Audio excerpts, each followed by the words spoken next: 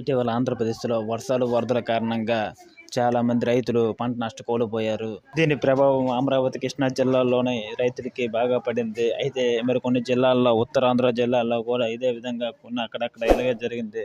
అయితే వాళ్ళకి పంట నష్ట పరిహారం ఇవ్వాలనే ఉద్దేశంతో ప్రభుత్వం గురువారం నాడు వారి బ్యాంక్ అకౌంట్లో రైతుకి నష్టపరిహారం అందించింది. దీనిలో భాగంగా కొంతమంది రైతులకి ఇంకా అర్హత ఉండి కూడా వారికి ఇంకా నష్టపరిహారం అకౌంట్లో రాలేదని బాధపడుతున్నారు. వారికి ఇలా నష్టపరిహారం రాని వారు దగ్గరలో ఉన్న సచివాలయంకి లేదా మీ దగ్గరలో ఉన్న వ్యవసాయ శాఖ అధికారులకి కలిసి జరిగిన విషయం చెప్పాలి. నష్టపోయిన రైతుకి ప్రభుత్వం ఏ విధంగా నష్టపరిహారం చెల్లిస్తుందంటే, ఊరు పంట నష్టపోయిన రైతుకి ఎకరానికి 10,000 రూపాయల చొప్పున, చెరుకు నష్టపోయిన రైతుకి 25,000 చొప్పున, అదేవిధంగా పత్తి హెక్టార్కి 25,000, వేరుశనగ, మొక్కజొన్న, కొరలు, రాగులు మొదలైన వాటికి 15,000 రూపాయల లెక్క, మరియు అరటికి 35,000 చొప్పున, అలాగే సెరికల్చర్కి 6,000 రూపాయల చొప్పున ఇస్తారు.